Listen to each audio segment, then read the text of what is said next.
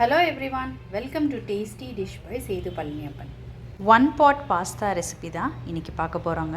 இது ப்ரெஷர் குக்கரில் simple and ஈஸியாகவும் குயிக்காக செய்யக்கூடிய ரெசிபி. வாங்க எப்படி செய்யலான்றதை பார்க்கலாம். இப்போ குக்கரில் பாஸ்தா எப்படி செய்யலான்றதை பார்க்கலாங்க. ரொம்ப சிம்பிள் அண்ட் ஈஸி ரெசிபி தான், குயிக்காக செய்யக்கூடியது. இப்போ குக்கரில் எண்ணெய் விட்டுக்கிறேங்க.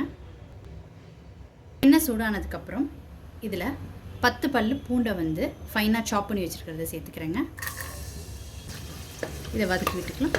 3 பெரிய வெங்காயம் ஃபைனாக சாப் பண்ணி சேர்த்துக்கிறேன். வெங்காயம் நல்லா வதக்கி விட்டுக்கிட்டாச்சுங்க. வெங்காயத்தோட ரா ஸ்மெல் போகிற அளவுக்கு வதக்கியாச்சு. இப்போ வெஜிடபிள்ஸ் எல்லாம் சேர்த்துக்கலாம். Carrot, sweet corn, baby corn, capsicum, உங்களுக்கு விருப்பமான வெஜிடபிள்ஸ்லாம் சேர்த்துக்கோங்க. வெஜிடபிள்ஸ்லாம் ஓரளவுக்கு வதக்கி விட்ட பிறகு இப்போ தக்காளி சேர்த்துக்கலாங்க. 4 தக்காளியை பேஸ்ட்டாக அரைச்சி வச்சுருந்ததை சேர்த்துட்ருக்கேங்க.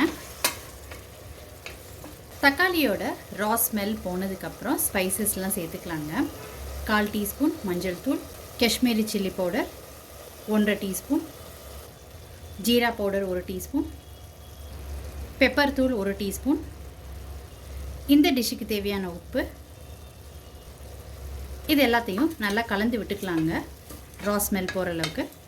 மசாலாவோட ரா ஸ்மெல்லாம் போய் நல்லா குக் ஆனதுக்கப்புறம் இப்போ டொமேட்டோ கெச்சப் 2 ஸ்பூன் சேர்த்துக்கிறேங்க.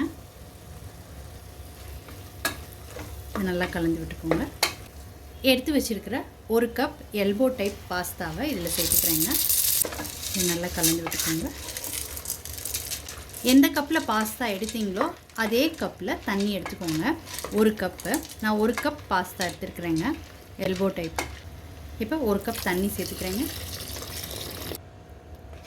இது நல்லா கலந்து விட்டுக்கோங்க. இப்போ இதில் மிக்ஸ்டு ஹர்ப்ஸ் 1 டீஸ்பூன் சேர்த்துக்கிறேங்க. சில்லி ஃப்ளேக்ஸ் 1 டீஸ்பூன் சேர்த்துக்கிறேன். இப்போ இது எல்லாத்தையும் ஒரு தடவை கலந்து விட்டுக்கோங்க. ஜென்டிலாக கலந்து விட்டுக்கோங்க.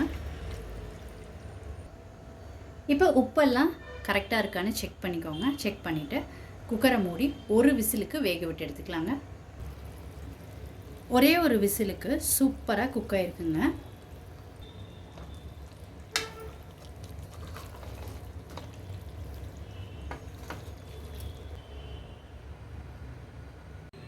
ஒன் பாட் பாஸ்தா ரொம்ப சிம்பிளாகவும் குயிக்காகவும் குக்கரில் ரெடி பண்ணி வச்சுங்க.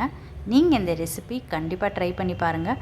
ட்ரை பண்ணிவிட்டு உங்களோட கமெண்ட்ஸை சொல்லுங்கள். உங்களுக்கு இந்த ரெசிபி பிடிச்சிருந்துச்சுன்னா லைக் அண்ட் ஷேர் பண்ணுங்கள். உங்கள் ஃபேமிலி அண்ட் ஃப்ரெண்ட்ஸ்க்கு tasty dish by Sethu Palaniappan சேனலை சப்ஸ்கிரைப் பண்ணுங்கள். நோட்டிஃபிகேஷன் பெல்லை கிளிக் பண்ணுங்கள் for more videos. Thanks for வாட்சிங்.